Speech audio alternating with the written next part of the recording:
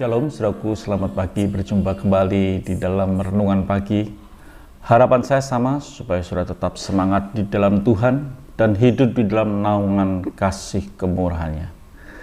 Pagi ini kita akan lanjutkan tentang jalan kehidupan yang kita akan pelajari di dalam Amsal 3. Dan kemarin kita bicara betapa akrabnya sapaan dari Bapa di surga yang menyebut anak.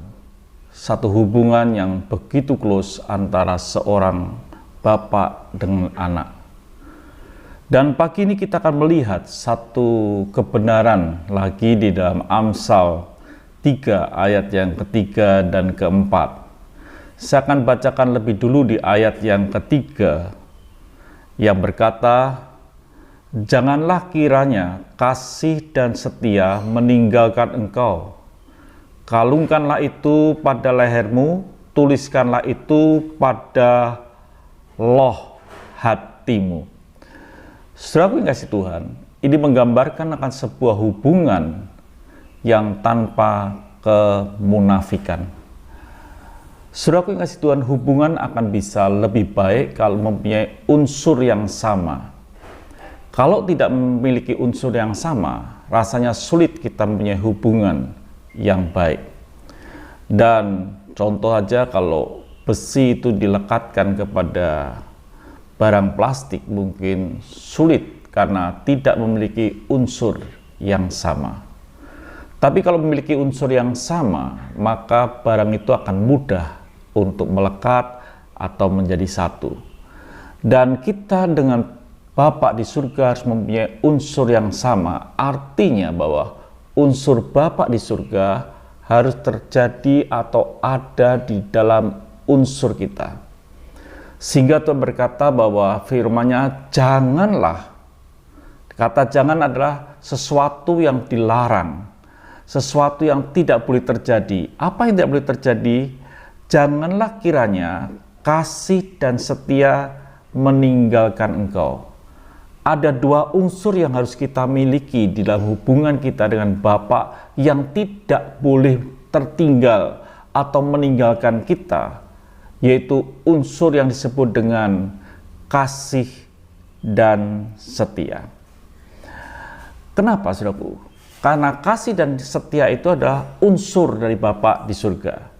1 Yohanes 4 ayat yang ke-8 dikatakan, "Barang siapa tidak mengasihi, ia tidak mengenal Allah, sebab Allah adalah kasih."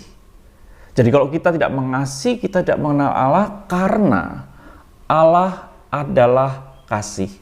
Jadi kasih merupakan unsur yang dimiliki oleh Bapa di surga. Itu yang harus ada dalam hidup kita supaya kita itu bisa close dengan satu dengan Tuhan, yaitu dengan kasih. Yang kedua, unsur yang harus kita miliki adalah setia, saudaraku.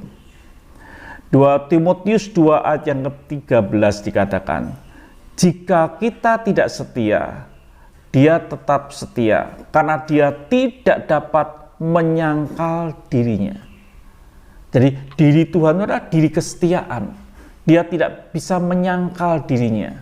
Sehingga dia berkata, kalau kita tidak setia, Tuhan tetap setia, karena dia tidak bisa menyangkal akan dirinya.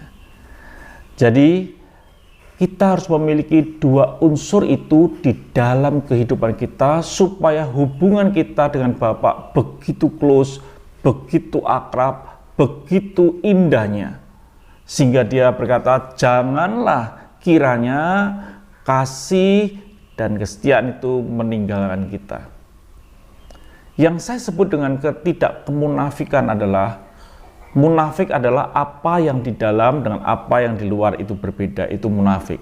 Sehingga dikatakan dalam firman Tuhan ini demikian, "Janganlah kiranya kasih dan setia meninggalkan engkau, kalungkanlah itu pada lehermu." Sesuatu yang dikalungkan di leher itu sesuatu perhiasan, sesuatu yang memang dinampakkan.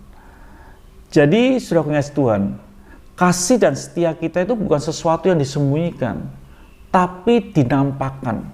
Supaya orang lain bisa lihat siapa kita. Kita adalah anak Tuhan yang memiliki unsur Allah, yaitu kasih dan setia.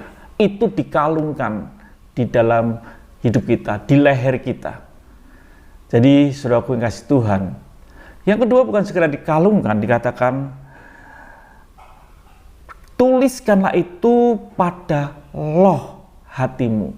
Bukan sekedar di luar saja dikalungkan supaya orang lain lihat, tetapi mungkin hati kita berbeda. Tetapi dicatat di Alkitab bahwa itu pun diukir, ditulis pada loh hati kita. Di dalam kehidupan kita itu perlu ditulis. Sehingga hubungan kita dengan Tuhan, dengan Bapa di surga, keakraban ini yang didasari oleh kasih dan setia itu betul-betul tidak munafik. Apa yang di luar itu sama dengan apa yang di dalam. Yang dipamerkan di leher dengan apa yang ditulis di hati itu sama, yaitu kasih dan setia. Dan kalau itu betul terjadi di dalam kehidupan kita, apa yang di luar dan di dalam itu betul-betul sama, itu akan berdampak luar biasa.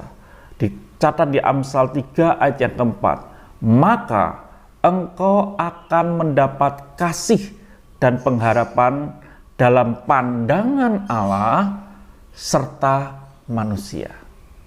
Ini sesuatu yang luar biasa. Hubungan kita dengan Tuhan yang begitu close itu berdampak dalam kehidupan perjalanan hidup kita, bahwa kita akan mendapat pengharapan kasih dari Allah dan manusia. Kita mendapat pengharapan yang luar biasa dari Bapa di surga, juga dari manusia. Jalan hidup kita akan lebih mulia di saat kita tidak menjadi munafik.